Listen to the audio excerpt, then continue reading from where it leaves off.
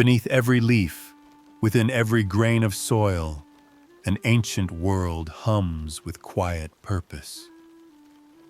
Hello there, and welcome to the Late Night Scientist channel.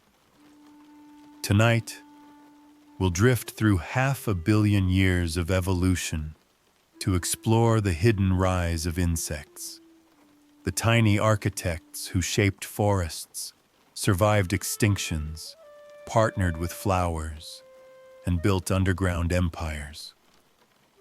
From the first hesitant crawl onto land to the endless hum beneath our feet today, this is the gentle, unfolding story of the small world that keeps our planet alive.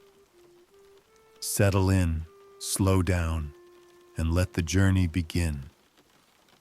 The story begins long before the gentle hum of wings, before forests rustled with countless miniature lives, before anything even remotely insect-like took to the air or scurried below it. We open on an Earth that feels strangely unfinished, an early Paleozoic world where continents sit like bare, uncarpeted rooms, and the oceans dominate nearly everything else.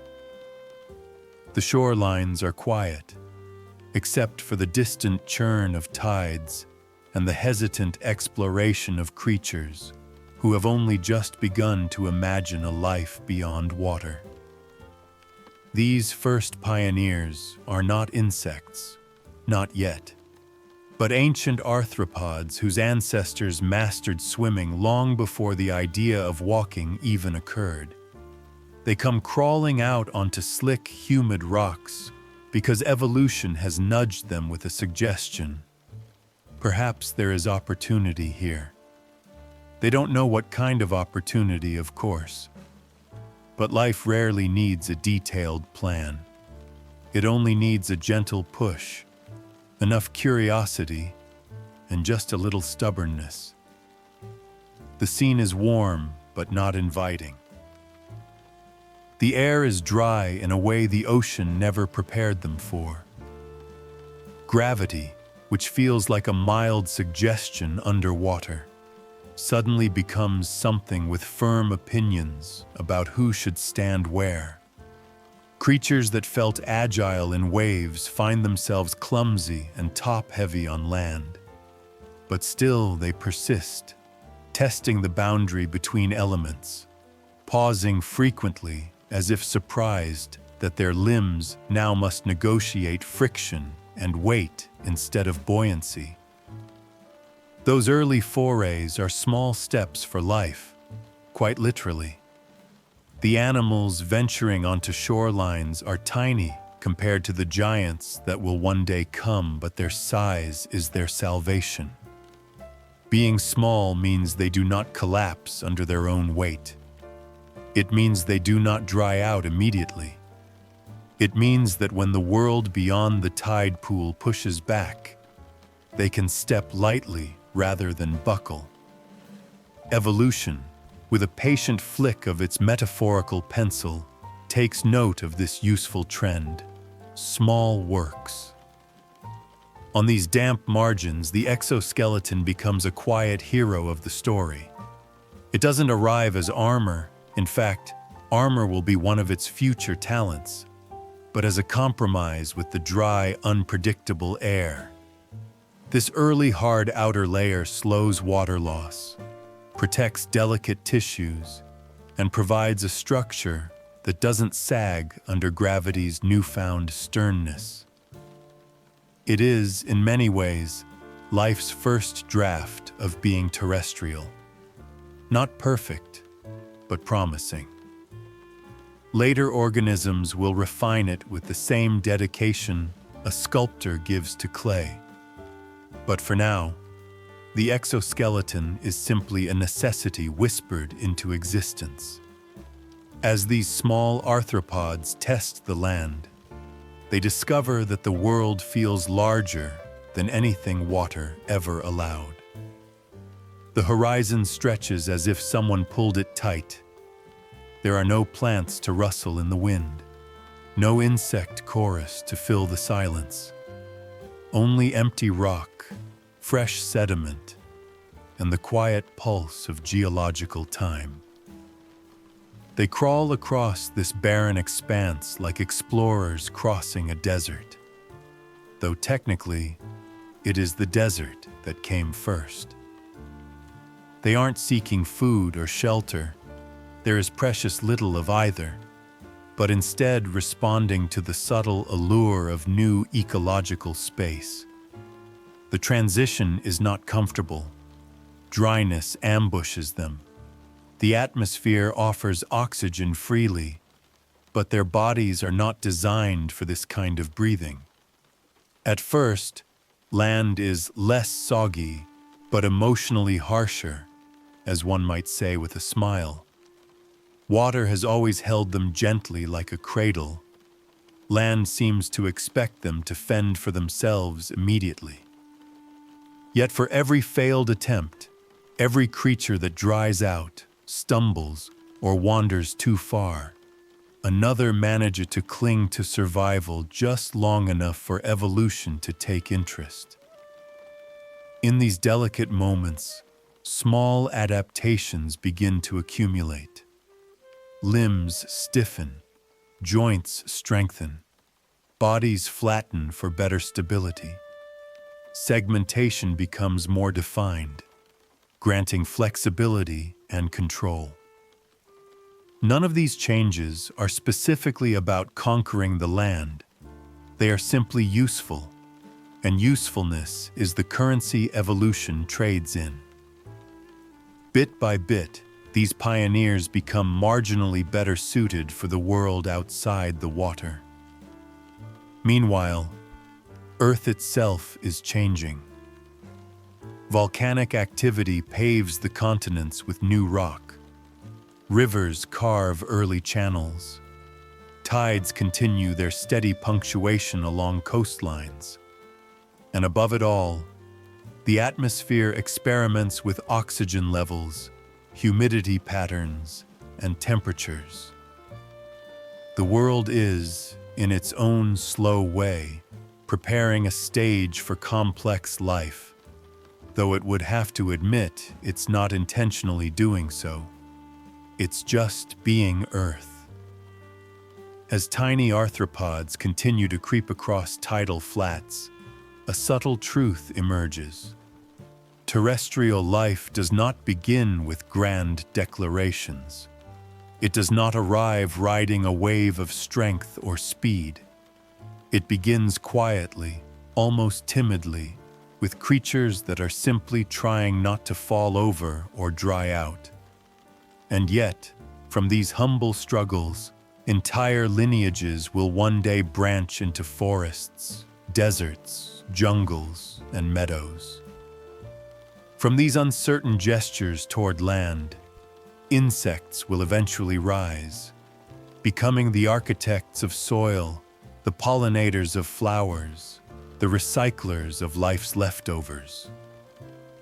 But that is still far, far ahead.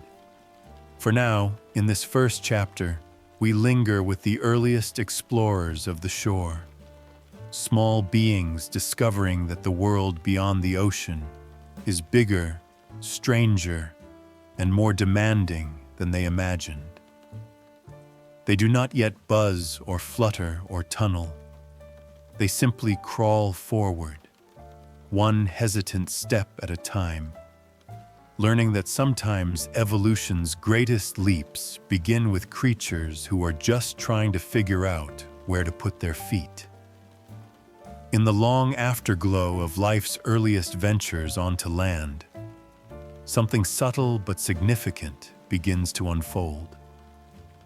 Among the diverse family of arthropods, creatures experimenting with every imaginable combination of limbs and segments, one lineage takes an unexpected turn toward simplicity. This is not simplicity born of retreat, but of refinement. While their relatives parade around with extravagant limb counts, some sporting legs as if they were collecting them, a quieter design begins to stabilize. precisely 6 legs, no more, no less. It is an arrangement so modest it almost goes unnoticed, yet it will become one of evolution's most enduring blueprints. The early hexapods do not stride confidently into existence. They emerge quietly in moist leaf litter and thin soils, shy residents of microhabitats that few larger creatures would ever bother to inspect. These pioneers are tiny, almost defiantly tiny, as though they know that subtlety is their greatest advantage. Their bodies resolve into a compact trilogy: a head for sensing, a thorax for locomotion, an abdomen for everything else life insists upon. This tripartite form is not dramatic, but it is efficient, and efficiency has a way of shaping destiny. 6 legs prove to be the sweet spot between stability and agility. 4 legs can be steady, but not always graceful. 8 legs can be useful, but often at the cost of complexity. 6, however, 6 allows an animal to keep 3 feet on the ground at all times, forming a living tripod that shifts seamlessly as it walks. Even these early hexapods move with a rhythm that seems almost rehearsed. They lift a leg, place it down, lift another, place it down, each movement small but assured. They are not fast, nor strong, nor bold, but they are consistent. And consistency is something evolution appreciates deeply. Its reliability without theatrics. The modular insect body plan starts to take shape with a kind of understated brilliance. Antennae sprout from the head, simple at first, but filled with potential, delicate instruments for tasting the air and the ground. Mouthparts begin experimenting with motion and direction, rearranging themselves into little tools capable of nibbling, scraping, or probing. Compound eyes are modest at this stage, clusters of light-sensitive facets rather than sophisticated panorama makers. But they add a sense of direction and awareness that helps these creatures navigate their tiny worlds. Inside their bodies, a new way of organizing life is forming. Their systems separate into tasks: eating, moving, growing, sensing. Nothing overlaps unnecessarily. It is the kind of division of labor that an efficient engineer might admire. Though, of course, evolution is less an engineer and more a persistent tinkerer who never throws old designs away.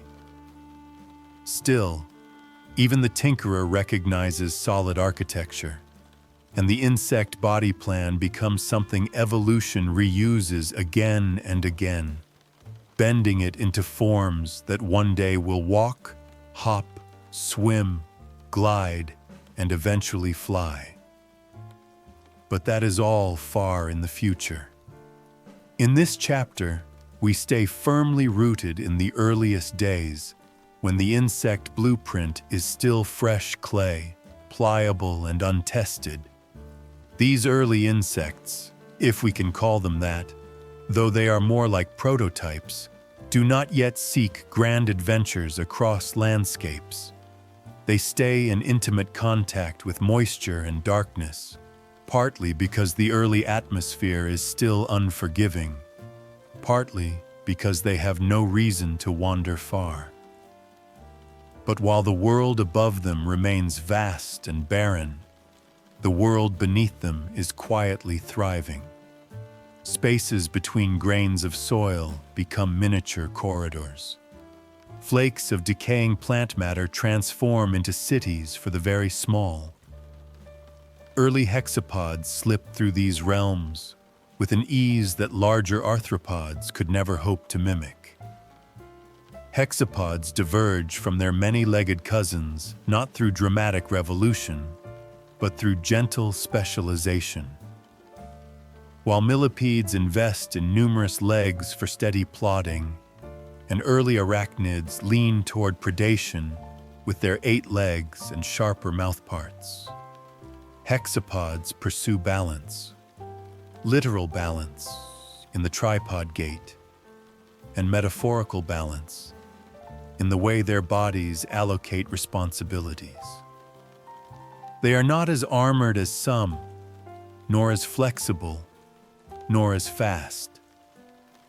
But they fit into niches that require none of those extremes. They thrive simply by being precisely what they are. Evolution, in its patient way, seems amused by this approach, choosing practicality over flair, at least for the moment. There's something admirable about a creature that makes no attempts to impress. These early insects are the dependable employees of the Paleozoic world, rarely remarkable, never flamboyant, but always on time and ready to perform whatever role the environment quietly opens for them. With 6 legs and a compact body, hexapods begin to explore new ecological possibilities.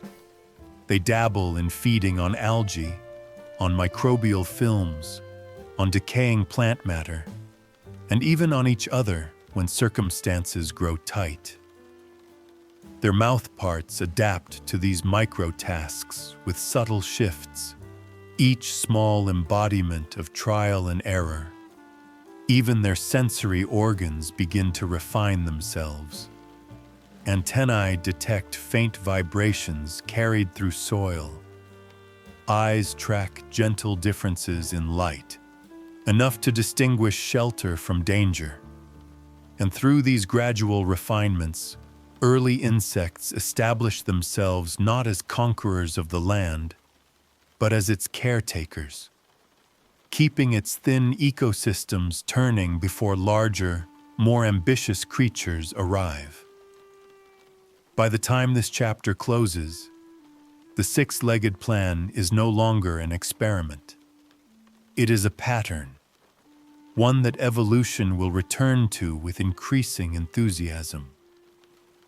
These first true insects are not majestic, but they are promising. Their world is tiny, their achievements quiet, but from their modest design will rise a lineage that will one day hum above forests, shape ecosystems, and quietly dominate the planet in ways these early wanderers could never imagine. To understand the rise of insects, one must first understand their unusual relationship with the air around them. While many land animals that would evolve millions of years later would come equipped with lungs, grand, billowing structures that inhale and exhale with dramatic flair, early insects took a quieter, more economical approach.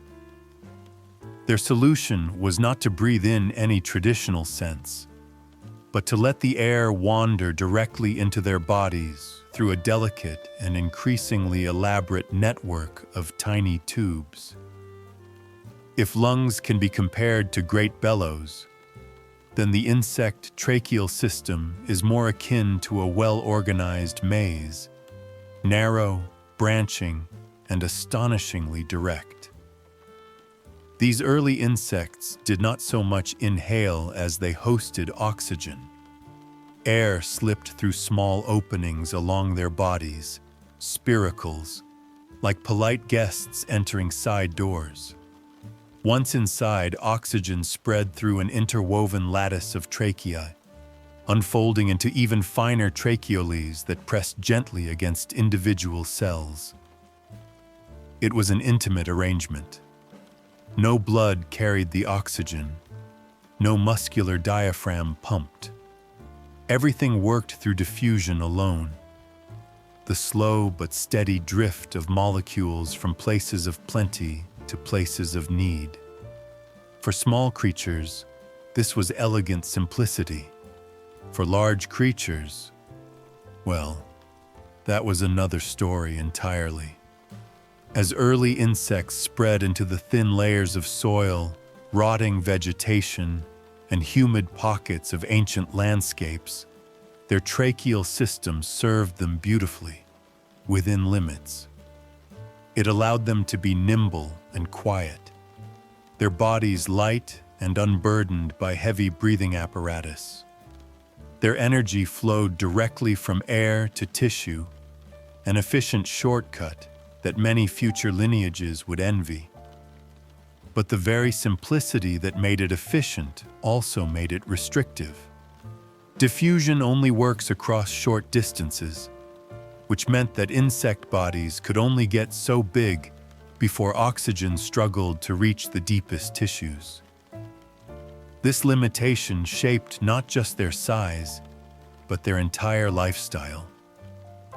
Early insects learned to thrive in habitats where oxygen was abundant enough, or where their bodies remained compact enough for diffusion to keep up. They became creatures of surface films, of leaf litter, of thin soil layers. Worlds rich in micro-oxygen gradients and gentle air movement. In such places, the tracheal system did not feel small. It felt perfectly proportioned.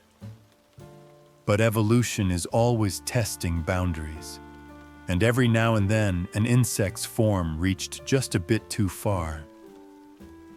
As if curious whether ambition alone might coax oxygen beyond its natural reach. The environment itself posed its own puzzles. Air in the Paleozoic world was not perfectly stable. Humidity shifted, oxygen levels fluctuated, and atmospheric pressures varied over time. Early insects adapted by developing ways to regulate how air passed through their spiracles. Some spiracles could close to prevent desiccation, sealing off precious moisture. Others opened rhythmically, creating faint pulses of internal pressure that helped coax air a little deeper into the tracheae when diffusion alone needed encouragement.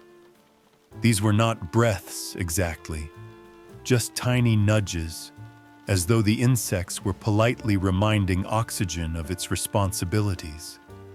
Their movements became intertwined with their respiratory constraints. Quick bursts of energy required quick diffusion, which meant that rapid motion was often followed by deliberate stillness. They scurried, paused, scurried again, living life in careful bursts, as though choreographing their behavior around the timing of invisible air currents within their bodies. This dance between activity and oxygen intake created rhythms unique to insects, a kind of biological pacing that subtly shaped their daily patterns. Predators posed yet another challenge. The tracheal system delivered oxygen wonderfully to small bodies, but it also made those bodies vulnerable. Spiracles were exposed openings, vital yet risky. A grain of dust, a droplet of water, a lurking microorganism, any intrusion could compromise the delicate airflow. Early insects evolved filters and hairs near their spiracles, tiny defenses that screened incoming air. These adaptations gave the tracheal system a touch more resilience, but also reminded early insects that breathing without lungs came with its own rules and vulnerabilities. It was a system that rewarded caution and punished recklessness. This respiratory method also influenced how early insects interacted with heat. Warm temperatures accelerated diffusion, granting greater oxygen flow, allowing insects to be more active. Cooler conditions slowed everything to a crawl. Thus, temperature and oxygen became inseparable in their lives. Every shift in climate echoed through their tiny internal networks.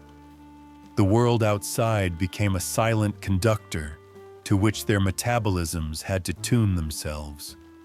And so early insects lived within a balance that was part anatomical, part environmental, and part graceful compromise.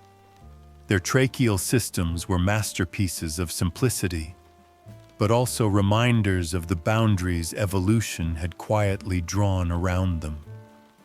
They grew only as large as oxygen allowed, moved only as swiftly as their diffusion permitted, and occupied spaces where their fragile breathing method posed no mortal insult. Still, within those limits they flourished. They spread across surfaces, into early soils, along decaying organic matter, and through the thinnest cracks between stones. They became experts at navigating environments where air could slip freely into their bodies, and where smallness was not a disadvantage, but a declaration of mastery. And if one were to look back with gentle humor, one might say their respiratory system worked splendidly, so long as they resisted the temptation to get too ambitious. Ambition, after all, is better suited to creatures with lungs. The Carboniferous world arrives like a revelation, lush, towering, and impossibly green. After ages defined by bare shorelines and simple terrestrial ecosystems, Earth suddenly dresses itself in forests of such density and scale that the planet appears transformed. Wherever a viewer might stand in this ancient age, the horizon is blocked by towering tree-like plants, lycopsids with thick, scaly trunks, giant horsetails rising like vegetal columns, ferns unfurling with quiet confidence. The air is dense with moisture and shadows. Sunlight filters down in pale, filtered shafts, illuminating swamps that stretch for moles. The forests feel ancient even in their youth, like structures built to support the sky itself. This is the moment when insects encounter a world that seems designed specifically for experimentation. Never before in Earth's history has the land been so rich in organic matter, so saturated in humidity, or so extraordinarily generous with oxygen. These forests breathe out oxygen in such abundance that the atmosphere becomes almost overconfident. Levels rise higher than anything the planet will see again for hundreds of millions of years. It is a world where flame burns too easily, where air feels dense enough to taste, and where insects suddenly find themselves able to grow larger than logic might suggest. Size, once a carefully managed constraint, becomes negotiable. The tracheal breathing system, normally the polite enforcer of modest dimensions, now finds itself dealing with atmospheric generosity. Oxygen seeps deeper into tissues, supporting bodies larger and more demanding than their ancestors could ever imagine. Insects, with their innate tendency to try new forms quietly and persistently, accept the invitation. Some of them do more than accept. They flourish. Among the most iconic of these carboniferous giants are the dragonfly relatives of the genus Meganeura. They glide above the swamp forests like drifting kites, their wings stretching outward with impressive grandeur. Some reach wingspans of over 2 feet, broad, finely veined structures that seem almost too delicate for such size. Yet they hold firm in the thick, buoyant air. These airborne hunters move with a grace that feels improbable, their large compound eyes scanning the gloomy environment for any smaller creature unwary enough to stray from cover. Their presence changes the sky. What was once an empty expanse now hums faintly with the movement of enormous wings. They cast fleeting shadows over the forest floor, shadows that dart and tilt as the insects maneuver between lofty trunks. When they land, the leaves tremble under their weight, a reminder that even masters of flight must reckon with a world built primarily for the small. The forest floor, meanwhile, takes on a life of its own. Decaying plant matter accumulates in thick layers. Fallen fronds and decomposing trunks become entire ecosystems. Insects of increasing variety sift through these layers with growing confidence. Millipedes the length of an adult human's arm coil beneath rotting bark. Early roach-like insects dart through leaf litter in unpredictable spurts. Every inch of the forest floor moves as if the land itself is breathing.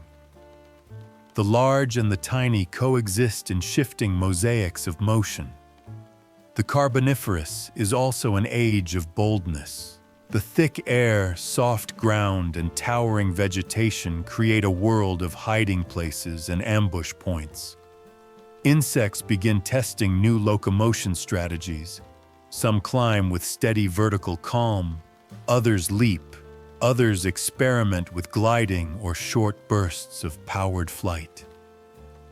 Even their exoskeletons seem to take advantage of the environment, thickening and shaping themselves into new forms that reflect the strange opportunities offered by this dense, green labyrinth. The abundance of oxygen acts as a quiet encouragement, an evolutionary whisper suggesting that insects try being huge.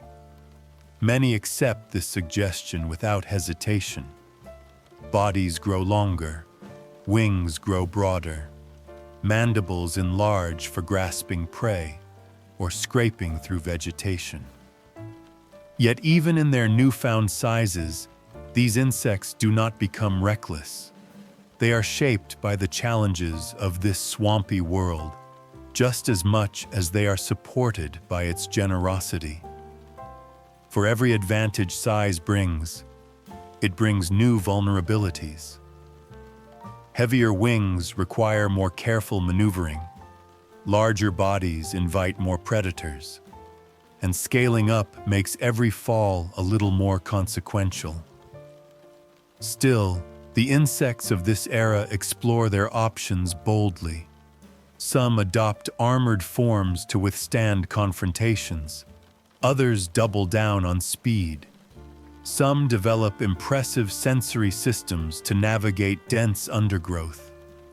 The Carboniferous world becomes a great arena of evolutionary experimentation, with insects testing out ideas that future lineages will refine, discard, or reinvent.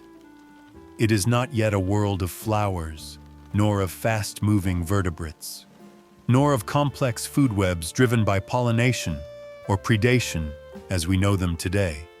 It is instead a world defined by atmosphere and vegetation, a great green engine driving the evolution of those who live beneath and within it. And for a brief moment in deep time, the insects respond by becoming larger than they will ever be again. The combination of humid, oxygen-rich air and expansive habitats creates a unique ecological window where giantism is not only possible, but practical. When one moves through this forest in imagination, one must remember to look both above and below, giant wings overhead and constant motion underfoot. Eventually, the planet will shift again. Oxygen levels will fall. Climate will change. The great forests will thin, and the window that allowed insects to grow so large will close quietly, as geological windows often do. But while it lasts, the Carboniferous boom marks a remarkable chapter in the insect story. A time when the small world beneath us became enormous, lush, and boldly alive, shaped by a generosity of oxygen that evolution embraced with full curiosity. The story of insect flight begins not with a leap, but with an accumulation of quiet, practical solutions. Long before any insect rose from the ground in a shimmer of motion, the world was a place where the ground itself imposed limitations. Uneven terrain, thick vegetation, predators waiting in ambush, and the incessant challenge of moving efficiently through a cluttered landscape. Life could walk, climb, hide, and scramble, but distance was slow, escape uncertain, and the world remained stubbornly two-dimensional. Then, in a slow and tentative process, evolution began reshaping the boundaries of what insects could do. It did not invent wings all at once. It simply started raising small questions, the kind evolution is fond of asking. What if this flattened outgrowth caught the wind just a little? What if this bit of cuticle helped stabilize a fall? What if the body stayed cooler when heat spread across a wider surface? These questions accumulated over countless generations, and little by little, structures that were once incidental became instruments of possibility. At first, these early wing-like projections may have served entirely practical purposes. Some may have helped regulate temperature, thin surfaces that dispersed body heat or absorbed warmth depending on how insects angled themselves toward the sun. Others may have allowed primitive steering during falls from leaves or branches. A misplaced foot or a startled jump could send a tiny insect tumbling downward. A slight outgrowth on the thorax could slow or direct the descent. These were not flights in any recognizable sense, but they were quiet steps toward the idea. As forests grew denser and environments more three-dimensional, the advantage of controlled gliding became increasingly clear.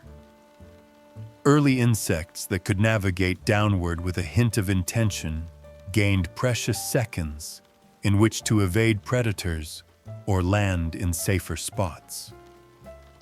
A small advantage is all evolution ever needs. Over time, these proto-wings broadened and lengthened. Muscles began forming subtle attachments around their bases, first to stabilize them, then to flex them.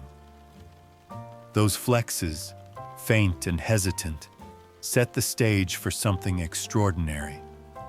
Imagine a world in which an insect shifts its body in mid-air, angling a primitive wing-like pad just enough to extend a fall into a drift. The air pushes back, catching the surface, slowing the descent. One day, though day in evolutionary terms means something closer to tens of thousands of years, a gliding insect twitches a muscle at just the right moment, and the air responds differently. The insect does not just fall more slowly, it shifts forward. It gains the smallest hint of lift. It is not flying, not yet, but it has touched the threshold. From that threshold comes transformation. As these early structures become more aerodynamic and more flexible, the relationship between insect and air changes from a passive partnership to an active one. Muscles strengthen, joints refine themselves, and the once flat pads become articulated surfaces capable of controlled motion. Each improvement opens new doors, higher glides, longer distances, more reliable steering. What was once a last resort during a fall becomes a method of movement in its own right. And then, somewhere in this long continuum, a miracle of biomechanics occurs. An insect beats its wings and is lifted. It is not graceful at first. It is a stuttering, fluttering, almost comedic vertical wobble. But it is flight. True, intentional, active flight. The ground, once an unavoidable companion, no longer defines the insect's world. It becomes an option instead of a requirement. With flight, everything changes. Predators on the forest floor lose their certainty of capture. Food sources once annoyingly far apart suddenly shrink to moments of travel. Sunlit canopies, previously inaccessible, open as new feeding grounds. Even mate-finding transforms, as insects can now traverse vast stretches of forest to encounter others of their kind. Flight does not merely alter the insect's lifestyle, it reshapes its entire evolutionary trajectory. Once airborne, insects begin exploring the full palette of movement that wings allow. Some species emphasize speed, their wings narrowing and stiffening for rapid thrust. Others favor maneuverability, developing broader surfaces capable of tight, hovering turns. Still others adopt erratic flight, seemingly chaotic but surprisingly effective at confusing predators with sharp, unpredictable angles. The atmosphere becomes a new kind of landscape, and insects learn to read it like a map. They sense turbulence, subtle thermal updrafts, and the way air curls around trees and cliffs. Wings become not just tools, but expressions of adaptation, structures that reflect lifestyle, habitat, and evolutionary strategy all at once.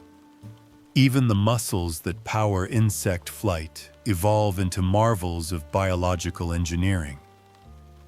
Some species develop indirect flight muscles, which do not move the wings directly, but instead bend the thorax rhythmically, causing the wings to oscillate at astonishing speeds.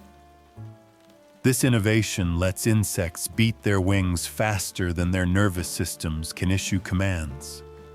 A remarkable arrangement that allows for rapid, efficient flight with minimal neural effort. As insects take to the air in greater numbers, the world beneath them changes once more. The canopy, once silent, begins to buzz and hum. Leaves quiver as delicate bodies land upon them. Shadows whisper through the trees as wings catch the filtered light. Movement becomes layered: ground motion, trunk motion, leaf motion, air motion, creating a symphony of life operating on every level of the ancient forest. And somewhere in this grand unfolding, one might imagine evolution offering a sly bit of humor. Wings, after all, are the ultimate demonstration that stairs, and indeed most obstacles, are inefficient. Flight turns a cluttered world into a fluid one. It turns barriers into pathways. It turns insects into pioneers of the sky.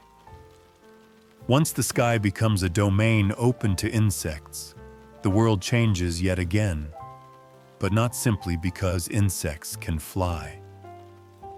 The next great evolutionary shift arrives quietly, without dramatic fanfare, in the form of insects learning not how to fly, but how to stop flying gracefully. Wing folding, an unassuming innovation, emerges like a small, well-timed idea that ends up reshaping entire ecosystems. Flight is exhilarating, but it comes with burdens.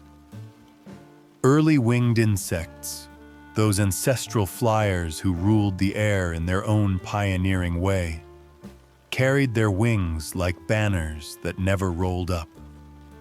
These wings stuck out permanently, delicate planes that could catch the slightest breeze or snag on even the most forgiving thicket. Landing required caution. Resting required specific angles. Hiding required luck. The wings that once lifted them to freedom became liabilities the moment they touched the ground. The sky may have been theirs, but the forest floor was not impressed. Then, one lineage, later known as the Neopterans, new winged insects, developed a subtle but transformative idea: wings that could fold, not just flex or tilt, but collapse neatly along the back like a traveler carefully tucking away a map. With this innovation, insects could slip into crevices, hide beneath bark, or burrow through loose soil without announcing their presence by knocking their wings against every obstacle. Suddenly, the world below the canopy opened in ways it never had before. The mechanics of wing folding were nothing short of elegance. It required hinges, joints, and a complex interplay of tiny muscles. The wing, originally a flat aerodynamic surface, gained veins that doubled as support struts, allowing it to bend at precise angles. The thorax housed new muscular arrangements, giving insects control over how tightly, how quickly, and in what sequence each wing folded. These adjustments were not dramatic, but they were meticulous. Evolution, in this moment, revealed its fondness for fine-tuning. Imagine an insect alighting on the damp bark of a carboniferous tree.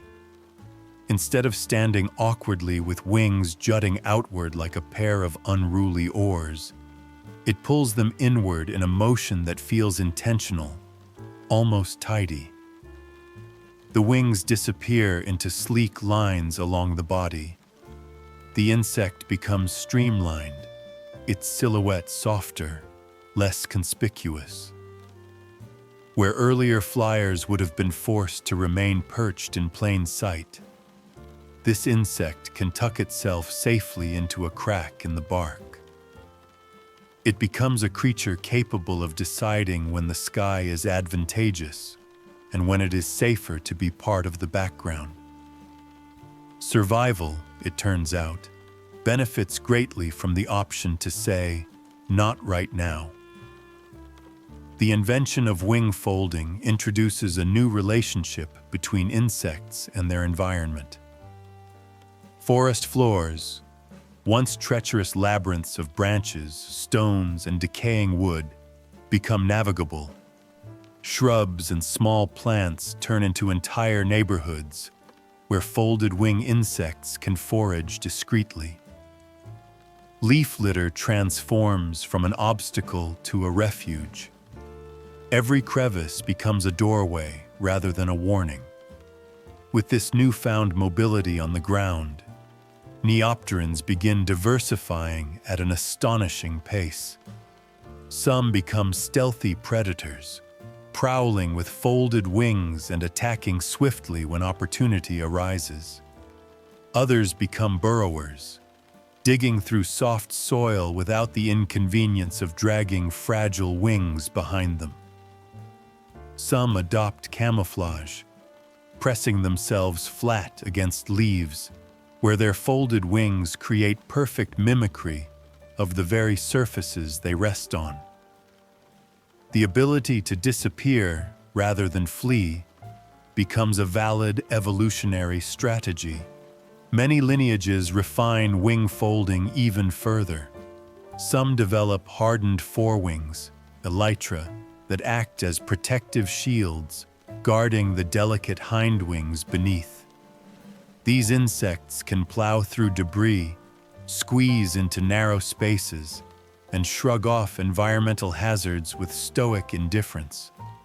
Others keep their wings flexible and hidden until needed, popping them open with a sudden snap that transforms a hidden body into a flying one in an instant. It is a magic trick repeated across millions of years, always with the same quiet brilliance. And with diversification comes new behaviors. Courtship displays become more intricate, involving the lifting, fluttering, or partial unfolding of wings to signal mates.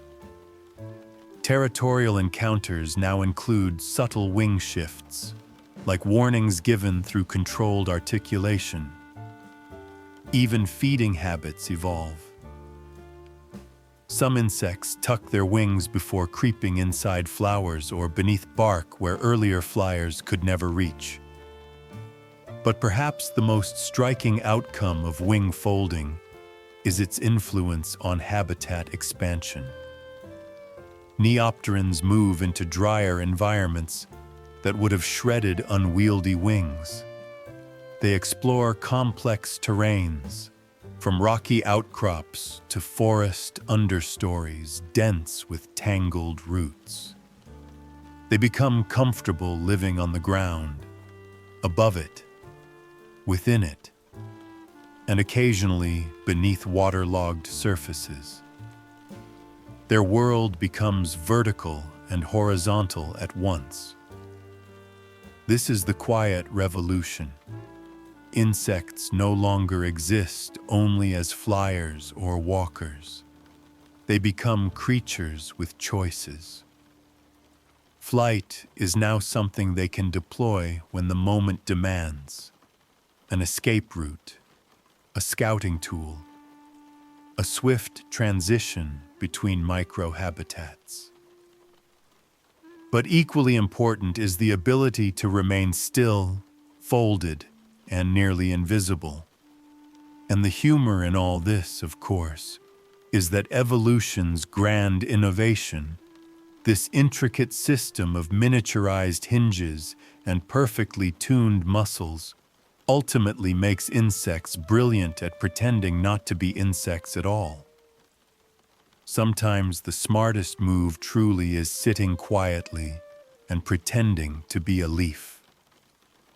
With wing folding, insects claim not just the sky, but every region beneath it. The world becomes theirs, not because they can fly far, but because they can choose precisely when to fly, when to hide, and when to simply be small and unseen. The story of insect growth is not one of simple enlargement, as it is for many other creatures. Instead, insects begin to divide their lives into thoughtfully arranged segments, a kind of biological choreography in which each stage serves its own purpose. This arrangement, known as incomplete metamorphosis, emerges gradually, shaped by pressures that reward flexibility and caution. In this system, insects learn to grow by transforming in steps rather than leaps, passing through a series of nymph stages that look like miniature versions of their adult selves, but behave with entirely different priorities.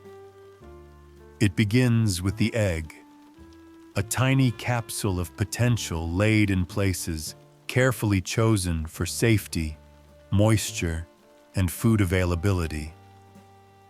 Early insects, refining their strategies over countless generations, place their eggs on leaves, under bark, in soil crevices, or near water sources, each location a calculated decision meant to give the next generation the best chance of beginning life with stability. The egg does not move, of course, but it is far from idle. Inside, tissues form, organs develop, and a small being emerges already bearing the blueprint of the adult it will one day become. When the nymph hatches, the world meets a creature both familiar and new. It resembles the adult, same general body plan, same number of legs, same face that seems permanently surprised by existence. But it is smaller, softer, and not yet fully operational. Wings are absent or mere slivers. Reproductive structures remain dormant. The nymph is essentially a rehearsal, a version of the insect that can move, eat, and survive, but not yet participate in the fuller responsibilities of adulthood. It is childhood, but with fewer expectations and considerably more molting. Each nymph stage is a chapter in a quiet story of incremental change. Because insects wear their skeletons on the outside, growth is not a smooth progression, but a series of sudden upgrades. The nymph must periodically shed its exoskeleton like a cramped suit of armor, emerging with more space to grow and slightly altered proportions. These molts come with risks. The insect is soft, vulnerable, and temporarily clumsy. But each successful molt is a small triumph, revealing a more refined form underneath. In this developmental system, time becomes a form of survival strategy. While adults may fly or court or compete for resources, nymphs occupy different ecological spaces. Some feed on tender plant tissues, while the adults feed on tougher ones. Others live near water as juveniles and move onto land only when they reach maturity. Many nymphs stay hidden in soil or leaf litter, leading discreet lives that attract little attention. This segregation of roles and habitats reduces competition not only between generations, but also within families. It is an ingenious arrangement. One species, multiple lifestyles. Juveniles and adults become partners in survival, each handling tasks suited to their capabilities. The adult may disperse to new territories or escape predators through flight, while the nymph remains close to reliable food sources, quietly keeping the population anchored in familiar habitats. The species, in effect, spreads its chances across time as well as space. Because nymphs resemble adults, they must navigate their environments with a level of competence from the moment they hatch. They can run, feed, groom, and hide, even if they lack the refined features and behaviors of adults. Their maturity is a gradual layering of skills rather than an abrupt awakening.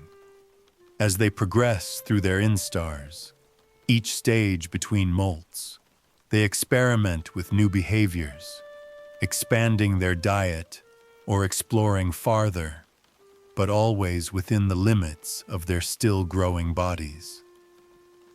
In some lineages, wing buds appear as subtle pads on the thorax, growing slightly larger with each molt. These buds hold the promise of future mobility, but remain non-functional until the insect's final transformation. Watching them develop is like watching a slow and deliberate unveiling of a secret. The insect knows something important is coming, but refuses to rush the moment. Incomplete metamorphosis also has profound ecological implications. It stabilizes populations by spreading developmental risks over time. If environmental conditions shift suddenly, floods, droughts, temperature drops, nymphs in earlier stages may survive even if adults perish, or vice versa. Because different stages rely on different resources, A sudden shortage of one food source rarely spells disaster for the entire species. Each life stage becomes a buffer against unpredictability. This system also creates an intricate dance of timing. For many species, the exact moment when a nymph molts into an adult is synchronized with seasonal cues, temperature changes, day length, moisture shifts. The final molt is a dramatic transition, though still gentler than the radical reconstruction found in complete metamorphosis. The nymph splits its old shell, climbs free, and within a short span, its wings unfold, its body hardens, and it steps into adulthood with new purpose. Perhaps the most charming aspect of incomplete metamorphosis is its pacing. Nothing is rushed. Each stage is purposeful, distinct, and calmly executed. The insect does not erupt into adulthood, it arrives. And after a lifetime of small, steady improvements, the adult emerges as the culmination of all those molting moments, carrying with it the collected experience of every version of itself that came before. If one were to watch this unfold with gentle humor, one might say that insect childhood comes with very few expectations, but an apparently endless supply of new exoskeletons. And somehow, amid all this quiet molting and incremental growth, insects turn the passage of time into a strategy as elegant as any wing or sensory organ. The emergence of complete metamorphosis is one of evolution's most daring experiments. An audacious decision to divide a single life into multiple, wholly distinct versions of itself. Where incomplete metamorphosis offers gentle transitions and gradual refinement, complete metamorphosis takes a bolder approach. It is as if insects collectively decided that childhood and adulthood have such different priorities that trying to fit both into one body would only lead to compromise. And so, in a stroke of biological pragmatism, they solved the problem by inventing two bodies instead of one. At the heart of holometabolism lies a remarkable idea. The same individual can live twice, but differently each time. The egg hatches not into a miniature adult, but into a creature so transformed that, were it not for continuity of life, one might think it belonged to another species entirely. This is the larva, soft, hungry, devoted almost entirely to growth and feeding. It crawls or burrows or swims depending on its lineage. But whatever its movement, its purpose is unmistakable. The larval stage is the biological equivalent of an all-you-can-eat buffet, designed to gather resources with single-minded intensity. Larvae are freed from the duties that constrain adults. They do not have to court or disperse or defend territories. They do not need wings or elaborate sensory organs. Their bodies become streamlined tools for consumption. Elongated forms, simplified legs, flexible skins, and mouthparts adapted to their chosen diets. Some slice through vegetation, others sift through detritus, some burrow into seeds, wood, or soil. Larvae are the planet's quiet recyclers and grazers, small engines that process organic matter with tireless dedication. Their worlds are intimate, defined by whatever food lies directly before them. This extreme specialization is only possible because adulthood will handle the rest. When the time comes, the larva enters a chamber, a sanctuary of its own making, or one chosen carefully by instinct, and begins one of the most breathtaking transformations in the natural world. This chamber, whether a hardened cocoon, a sculpted case, or a simple protected nook, becomes the pupa, a still, silent stage in which the larva's tissues dissolve, reorganize, and rebuild themselves into an entirely different creature. To describe the pupa's interior as quiet would be misleading. Outwardly motionless, inwardly it is a scene of controlled upheaval. Larval muscles break down. New tissues form in clusters that have been waiting, dormant, since the egg. These clusters, imaginal discs, unfurl into wings, legs, antennae, eyes, and reproductive organs. The larva's mouthparts reshape, often radically, from tools of chewing to instruments of sipping, piercing, or probing.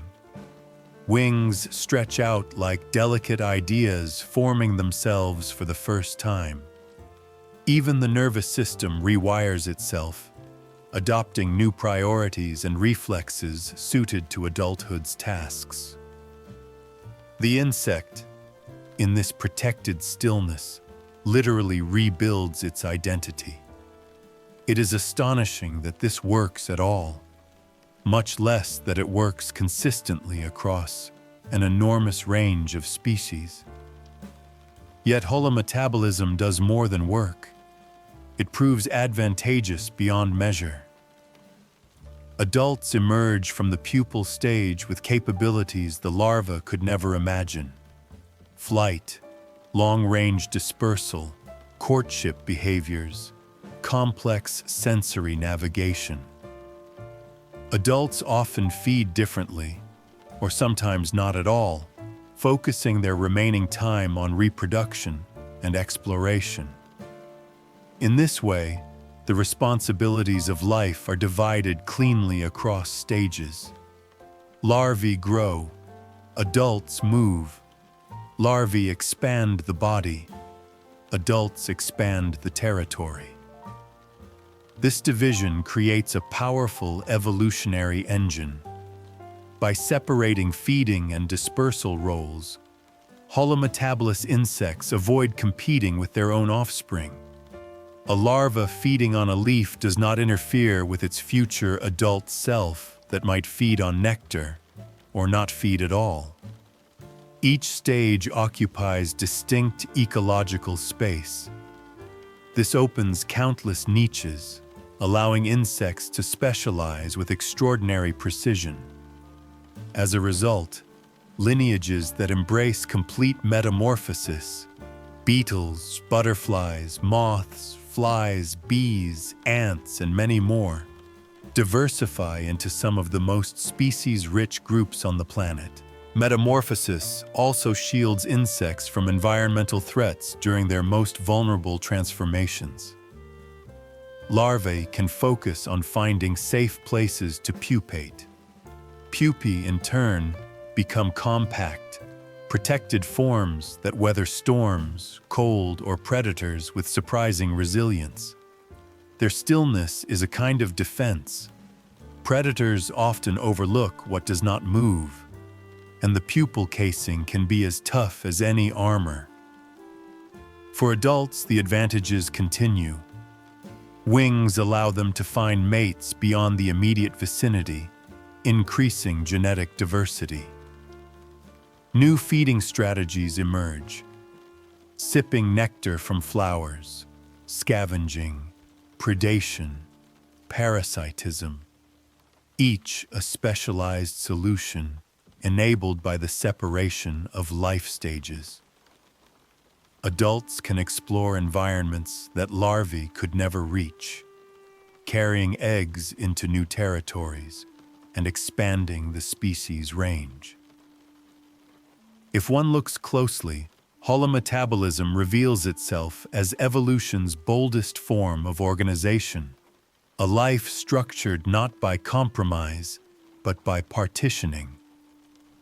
Larvae are the builders, pupae are the architects, adults are the explorers. Each stage is an expert at its role. And if evolution could speak, it might admit with gentle amusement that sometimes, rather than patching up an existing design, starting over entirely is simply more efficient. After all, why juggle everything in one form when you can have three? Complete metamorphosis becomes one of the defining inventions of the insect world. A strategy that balances vulnerability with creativity, stillness with transformation, and specialization with flexibility. It allows insects to occupy every conceivable ecological niche, from leaf canopies to forest floors, from riverbanks to flower petals.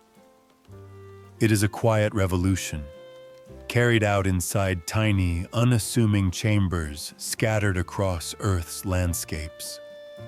The rise of flowering plants unfolds like a quiet revolution, one built not on towering height or ancient lineage, but on elegance, color, and subtle chemical persuasion.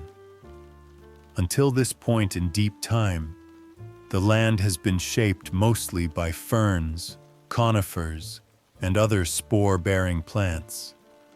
They carpet the world in shades of green and brown, dependable but restrained. Then, in the Cretaceous, something new appears. A plant unfurls petals, delicate, fleeting structures whose only purpose seems to be attracting attention. And it works. The world, for the first time, begins to bloom. Angiosperms spread with surprising speed, experimenting with an ever-growing palette of forms. Some flowers open with broad, welcoming platforms. Others hide their rewards deep within narrow tubes. Still others cluster themselves into intricate inflorescences. Colors appear that the landscape has never seen. Pinks, whites, blues, and yellows that glow under sunlight. Scents drift through the air. Sweet, spicy, musky, or faintly medicinal. These fragrances are not accidental. They are coded messages sent by plants to whoever might be willing to respond. And insects, always attentive students of opportunity, respond enthusiastically. But this relationship begins not as cooperation in the sentimental sense. It begins as convenience. Plants produce nectar, a sugary bribe that costs little and buys much. Insects seek food that is easy to access and reliable. The two meet somewhere in the middle, forging a partnership built on mutual benefit rather than intention. It is a business relationship neither side fully understands, yet both depend on. To engage with flowers, insects evolve new abilities. Their senses sharpen. Vision becomes tuned not only to subtle movements, but to wavelengths of light invisible to many animals. Ultraviolet patterns, hidden to us but blazing bright to insects, emerge as floral signposts, guiding pollinators to nectar with the equivalent of luminous runway lines. The world becomes a gallery of secret signals, each flower advertising its offerings in a language insects can read perfectly. Scent, too, becomes a refined sense. Antennae grow more complex, branching or elongating to detect chemical cues drifting through the air. To an insect, a flower's fragrance is not a simple smell, but a detailed announcement. Nectar available, pollen ready, or occasionally, "Please pollinate, I'm trying something new." Even the faintest trace of a floral compound can lead an insect across a meadow with confident precision. As insects navigate this blooming world, their bodies adapt to their new lifestyle. Mouthparts shift dramatically to suit floral architecture. Some lineages develop long, straw-like proboscises capable of reaching the nectar hidden deep within tubular flowers. These elegant appendages function like flexible siphons, rolling inward when not in use and extending with surprising delicacy. Other insects evolve brush-like structures to collect pollen or specialized tongues to lap nectar from shallow blooms. This is not merely dietary adaptation. It is the beginning of coevolution, a process in which plant and insect influence each other's forms over vast stretches of time. Flowers begin shaping themselves around the insects that visit them. Some flowers widen their petals for broad-bodied beetles.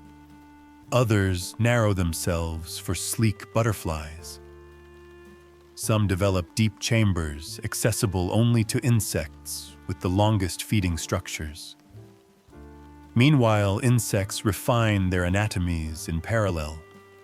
More precise proboscises, stronger legs for clinging to petals, bodies that collect pollen more efficiently. Pollination becomes a system built on gentle accidents. Insects wander from bloom to bloom in search of food. Pollen sticks to their bodies through tiny hooks or electrostatic charges, hitchhiking to the next flower the insect visits. Each transfer is an unwitting delivery, a botanical handshake exchanged through motion. Flowers do not say thank you. Insects do not request payment beyond the nectar. And yet, this simple series of exchanges shapes the entire future of terrestrial life. Some flowers evolve deceptive strategies, luring insects with scent or color, but offering no nectar. Others mimic the shapes or colors of more rewarding blooms. A few even imitate insects themselves, tricking males into attempting courtship with the flower, ensuring pollen transfer in the process. These dubious business tactics reveal just how deeply plants and insects have become entwined. The line between attraction and manipulation grows thin, but the partnership endures because it benefits both sides more often than not. With flowering plants now widespread, the land transforms into a mosaic of habitats brimming with opportunity.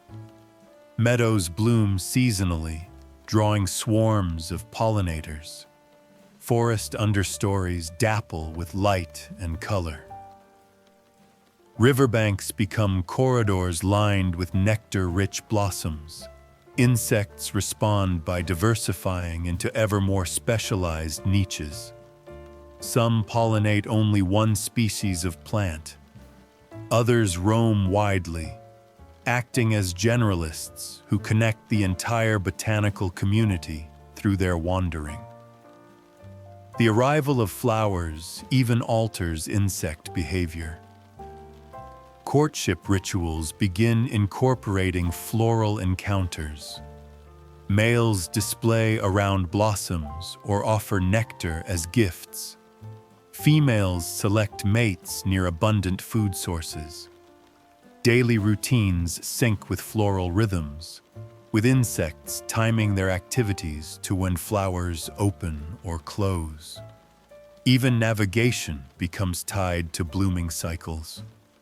A landscape once navigated by shape and scent alone now becomes patterned with seasonal cues that guide insects across their territories. This new world in bloom provides more than food and mating opportunities.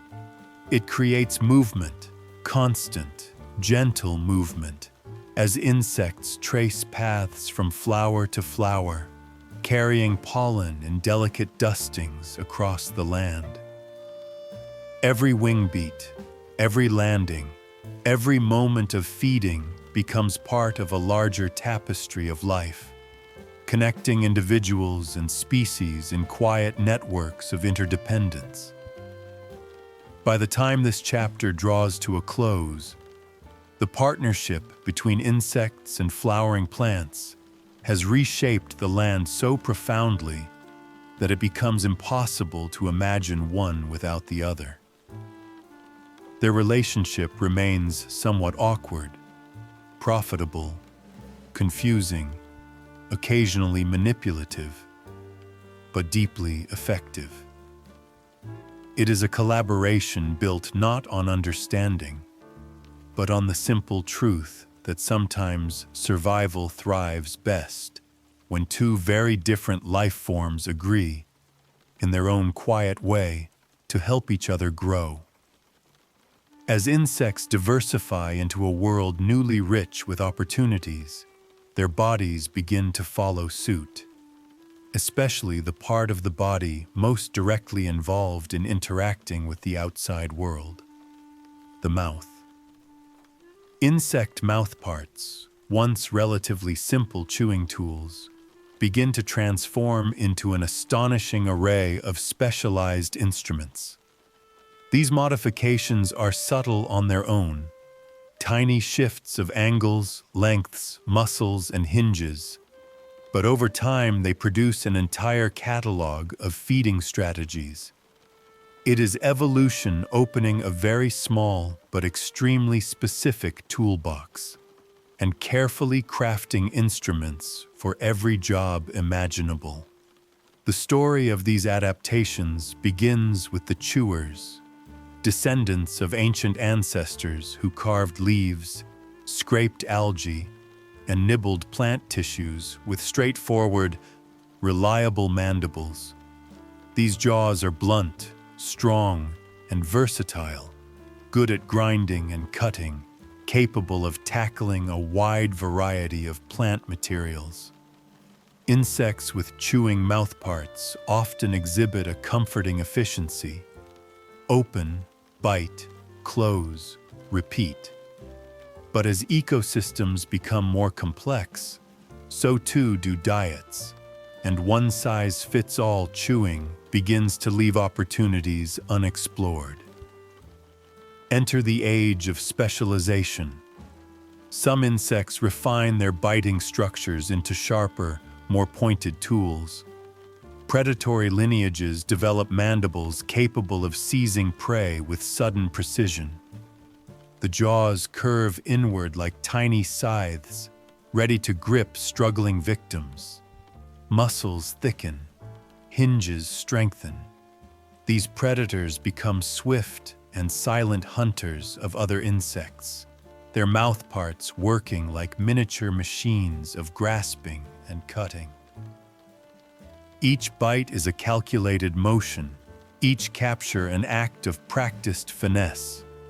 Other insects move in a completely different direction. Instead of biting, they evolve mouthparts used for siphoning, long, flexible tubes that can unroll and extend into flowers or other liquid sources. In butterflies and moths, this becomes the iconic proboscis, a marvel of biological engineering. When coiled, it resembles a delicate spring. When extended, it becomes a precise feeding straw. Two slender half-tubes lock together, forming a channel through which nectar flows upward. The motion is gentle, almost graceful, as though the insect is taking a careful sip from the world. The proboscis is a masterpiece of adaptation. It allows insects to feed from deep floral structures and reach nectar hidden safely away from less specialized visitors. But it also requires accuracy. A butterfly must land on a flower, probe the air, locate the entrance to the nectar chamber, and thread its feeding tube into a narrow well, all while balancing on legs finer than hairs and holding wings steady enough not to disturb the blossom. It is precision disguised as lightness. In other lineages, evolution approaches the feeding problem with more direct intent. Some insects develop piercing, sucking mouthparts, ideal for extracting fluids from plants or animals. Here, the mouth transforms into a set of elongated stylets, needle-like structures housed within a protective sheath. These can slip between plant cells, tapping into sap with astonishing delicacy. Or they can pierce the skin of other animals, drawing blood with mechanical efficiency. These piercing mouthparts are not crude weapons. They are intricate tools capable of subtlety. Muscles guide the stylets with steady pressure. Grooves and channels allow saliva to flow outward while fluids are drawn inward. In some species, the saliva contains compounds that prevent clotting or reduce pain. Tiny biochemical negotiations designed to keep feeding uninterrupted. To witness such feeding in slow motion is to watch geometry and biology collaborating.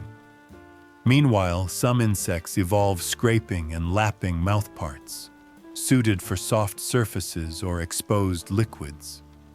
Flies, for example, emerge with sponging structures, broad, flattened pads covered in tiny grooves that draw fluid upward like miniature capillary systems. They cannot bite through solid food, so they must liquefy it first, dissolving it externally before lapping it up. The result is a feeding method that looks deceptively simple, but actually reveals a sophisticated interplay of chemistry and structure.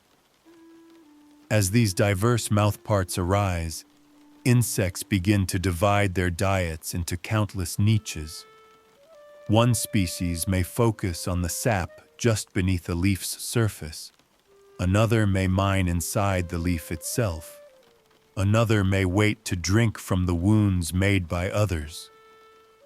Some drill into seeds or stems, exploiting resources tucked out of reach for most. Others target expired plant tissues, rotting fruit, fungal threads, vertebrate fluids, or even the secretions of other insects. Every food source becomes an opportunity for specialization. This mosaic of feeding strategies reduces competition in subtle yet profound ways. The more insects refine their tools, the more each species carves out a distinct ecological role. They no longer step on each other's toes, or mandibles, or proboscises, because their diets and methods diverge. One population licks, another pierces, another chews, another siphons. The landscape becomes a patchwork of tiny feeding zones, each occupied by insects whose mouthparts match the job perfectly. These adaptations also shape behavior. An insect with powerful biting jaws may wander boldly, unafraid to tackle tough plant tissues. A nectar feeder learns patience and precision, hovering delicately before choosing a landing point. A blood feeder becomes sensitive to heat and carbon dioxide, honing its movements to track living hosts. Each feeding tool shapes an entire lifestyle. The result is a world in which insects occupy nearly every imaginable niche, thanks not to size or strength, but to the quiet innovations found in the smallest parts of their bodies. Mouthparts that began as simple chewing tools have become elegant, sometimes bizarre, always effective instruments of survival. And in this way, insects transform the land into a tapestry of specialized opportunities, each thread maintained by the precise fit between tool and task. In the hands, or rather the heads of insects, evolution's tiny toolbox proves capable of crafting wonders. In the grand theater of evolution, insects become some of the finest illusionists the world has ever known. As predators grow sharper, faster eyes, keener noses, better reflexes, insects respond not by outmuscling them, but by adopting a different strategy entirely. They become inconspicuous, misleading, or unapologetically bold. Survival, it turns out, can be achieved through spectacle just as effectively as through armor or speed. Insects learn to manipulate perception itself, transforming their bodies into messages, warnings, and quiet little lies. The first of these strategies is camouflage, the art of disappearing in plain sight. For an insect, every feature can be rewritten for this purpose. Color, shape, texture, even posture. Leaves become both home and uniform. Bark-patterned bodies cling motionless to tree trunks, their outlines dissolving into the rough mosaic of moss and lichen. Some insects perfect this blending so completely that even the breeze seems unsure whether to disturb them. There are insects that mimic leaf veins with astonishing precision, tracing tiny imperfections across their wings as though nature had painted them by hand. Others sport edges that appear chewed or torn, adding authenticity to their disguise. Stick insects refine the art even further, elongating their bodies into twig-like forms, swaying rhythmically as though moved by wind, regardless of whether any wind is blowing. Their success lies not just in looking like a branch, but in committing fully to the disguise. Motion, or lack of it, becomes part of the illusion. But camouflage has its limits. Sometimes predators look too closely or approach too suddenly. When hiding fails, another evolutionary innovation rises: warning coloration, a declaration that boldly announces, "I am dangerous, I taste terrible," or both.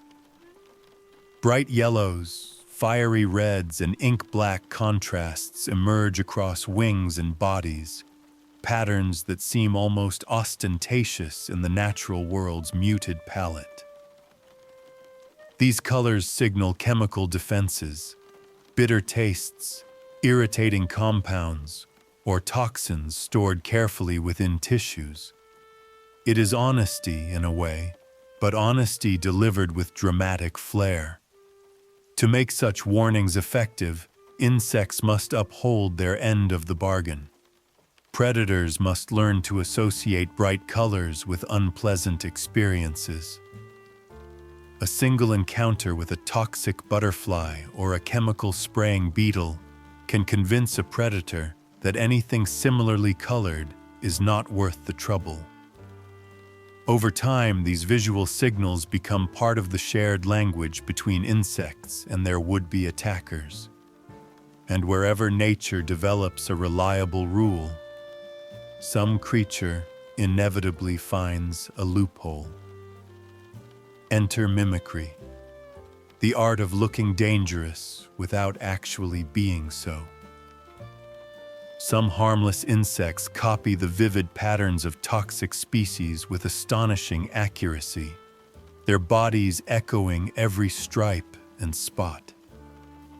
Predators, uncertain whether the display is real or a bluff, choose caution and look elsewhere.